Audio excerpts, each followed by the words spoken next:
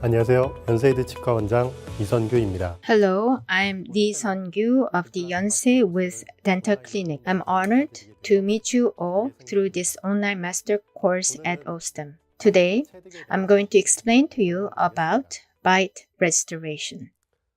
So bite registration is about determining three-dimensionally the positions of the teeth and to record their relationship on the lower and the upper side. And using impression material after taking the impression in the analog, and when you mount it the articulator, this concept is needed. And as I explained before, on the upper and lower side, after taking impression, you create plaster motor, and the articulator, you have to mount it three-dimensionally. And if there is no occlusion on the back side, then the plaster motor cannot be mounted correctly. Then, through the bite registration stably, it can be mounted on the plaster motor. So taking bite registration, if it's done wrongly or if the bite is not registered and just the impression material is sent to the lab, then you have to mount the plaster motor on the articulator, but it's done artificially, then the resulting prosthesis will be defect. And if you deliver it to the patient's mouth, you need a lot of adjustment orally, increasing chair time. And if the bite is low, then mastication would be a problem. And ideally, occlusion plane is created, but the bite is too high. And if you have to adjust it orally, then of course prosthesis form would all be destroyed. And the patient wanted to gold, so you create the prosthesis in gold. But if the bite is too high, then making an adjustment, the gold will be consumed a lot. And the final prosthesis, if the bite is low, then of course you have to recreate and redo the prosthesis again. In bite registration, things to be checked. Now, this is when you use bite index, always bite index and the opposing teeth space, plus the both sides teeth space relationship always needs to be checked. And the difference between taking bite residue of natural tooth, for natural tooth, there is a periodontal ligament, so the error in the prosthesis can be compensated, but if it's implant, it doesn't move due to osseointegration. Hence, you have to set the accurate bite. Now, this is the steps for bite registration. Orally, like the pickup type or transfer type impression coping is delivered. Then you take it out, and in the mouth, OSTEM's bite index is used to register bite, and you can send it to the lab.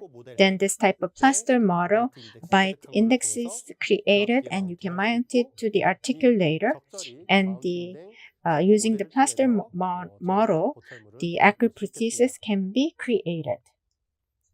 Now, always when you register bite, patient's habitual bite needs to be checked. Just, bite once is not enough. You have to check the patient bite many times and look at the area and the space with the opposing teeth need to be confirmed. And using the polyvinyl silexian, you take the bite registration. As I said before, the habitual bite of the patient is the most important aspect. Patient, if it could sometimes take wrong bite and it's not habitual bite, so you have to find the habitual bite first before registering the bite. So after looking at the position, you take the bite registration. If the patient remaining residual teeth is moving, or if patient has open bite, then the posterior side, the bite only happens in partially, then area needs to be checked, and the areas that there is a space or doesn't come into contact also needs to be checked. So in case of single or 2 or 3 implants, then up to before and behind tooth, you have to put in the material. You don't have to go excessively all the way to the front. If you do that, there could be error when you mount it to the articulator. Like this.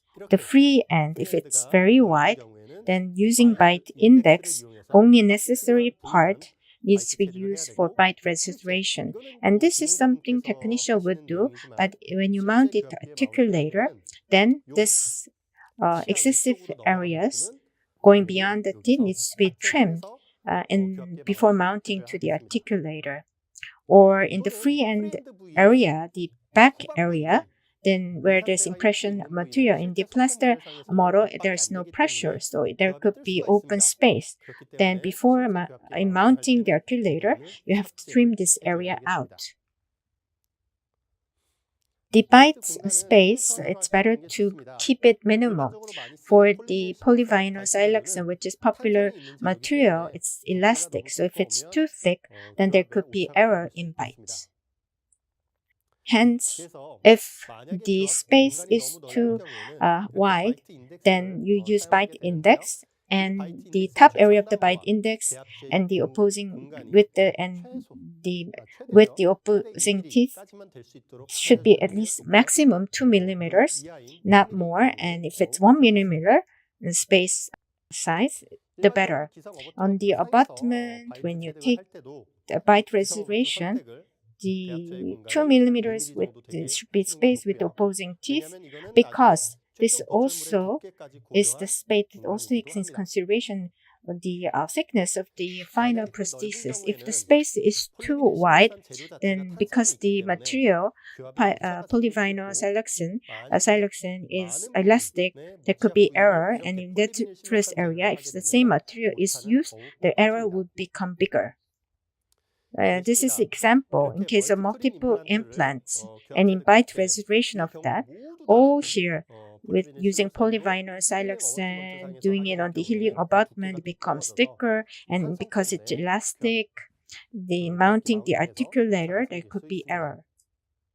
Therefore, if in case of edentulous patient, doing everything with polyvinyl siloxane might be not the way. You create first with the wax rim, and the space between wax rim you register with using polyvinyl siloxane. Or it's not edentulous, but on the back area posterior, there is a loss, and we have to register bite. Then in the bite index, not use always polyvinyl siloxane, but sometimes like pattern resin or rigid material could be recommended option. Now, after taking bite registration, then the bite material needs to be trimmed. This is because polyvinyl siloxane's bite impression material, there's a high detail reproducibility. So if you put in the plaster model, there could be space. So if it has high detail reproducibility, then it's better to trim with blade. So this is the bite material.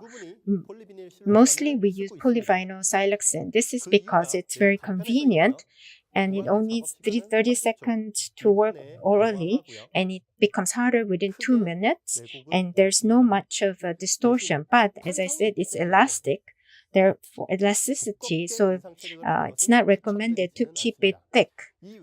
Wax, aloe wax, or modeling compounds and other wax materials are sometimes used, but these days, due to convenience, polyvinyl siloxane is the most popular material. So let's compare the materials. If there's a lot of teeth, in other words, in the mounting articulator, if there's a lot of contact points, then typically silicone material, polyvinyl siloxane is the preferred option. If there's a lot of edentulous area, rigid material, pattern resin would be the better option. Except pattern resin, in polymerization, there's heat and smell. Therefore, always, if it's in the mouth, patient can burn. So it's better to cool it off. And if the bite is slow, pattern resin needs to be additionally added, and it takes a lot of chair time because it takes time to become harder. Now, taking implant level bite registration and taking on the abut level is different. So if you take it on the implant level first, patient will have healing abutment, so you could register bite like that, or using bite index you could register the bite. But this is the popular approach these days. These two is combined into bite impression coping, and using that you could register bite. Now if you take it on the abutment level, not impression cap but plastic cap can be used to register bite, and on the abutment directly, like when you do on the natural tooth, you can take bite. And for custom abutment, then custom jig is created to take a bite registration. There are different approaches like this. So let me explain one by one. On the implant level, as I said before, on the healing abutment level, or using bite index or using bite impression coping, you can register bite. On the healing abutment, it's a typically used, be it single or two. It's possible to do it in the healing abutment because the thickness, even if it's a bit thick, the other areas can be used as stops. But if in case of multiple implants, then if it's like this, very thick due to elasticity of the bite materials, when mounting in the articulator, there could be error. Hence, on the healing abutment, if you take bite registration, if it's single or two implants, and if there's stop in other area, it's possible. And on the healing abutment, if it's multiple implant, the bite material is very thick, resulting, as I said, could result in errors. And that's why you go with bite index. Bite index have different heights, so this distance with the opposing teeth, you choose that would keep it at 2 millimeters. And if you choose the right size, you can reduce the errors. So the size is all different, like this: 4, 6, 8, 10 to 12 millimeters. The distance to the opposing teeth is all prepared through different sizes. So unlike the healing abutment, if you use bite index, then the thickness will be different. It will become less than 2 millimeters, hence less a probability of error. So in case of bite index, then the holes here, it's better to block it out with wax. If you don't block out, then the bite, you use mostly polyvinyl siloxane and has high detail reproducibility, so the hole will be reproduced. And when you deliver the bite index again, it might not go in. So you block out first and then take the bite registration. Then the details will not be reproduced and you can put it in the right place or position. So these two, healing abutment and bite index, these two things is combined into bite impression coping. And at Ostem, there are two types: friction type and hex screw type, which is more general. In case of hex screw type, you have the hole at the top, but there's no hole for friction type. So, as I said before, you don't have to do this type of blockout. For bite impression coping, this is the structure. gingiva height comes in different sizes, as well as for the abutment height. Now, like transfer type, it's easy to take the impression material, so there is a lot of this holes, and there's no, the friction type, there's no hole at the top, so you can just put it directly into position. So using bite impression coping, it should be something that doesn't hook on the opposing teeth, be it hex type or friction type, doesn't matter. Like this.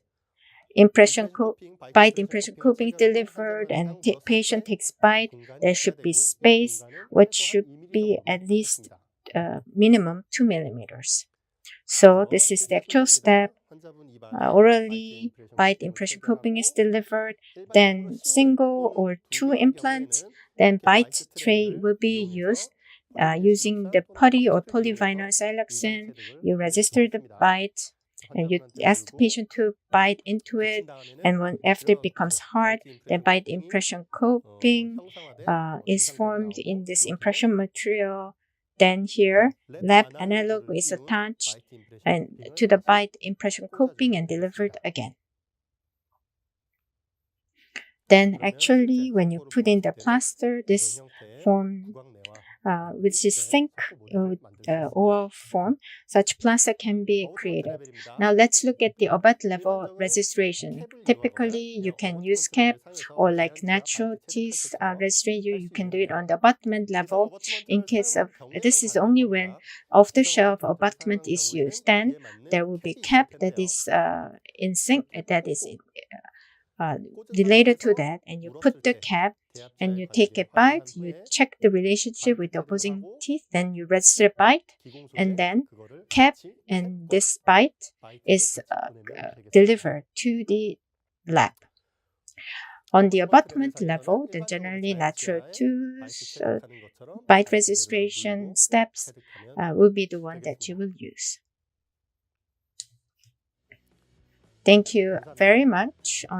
Through this online lecture, briefly, I talked about bite registration.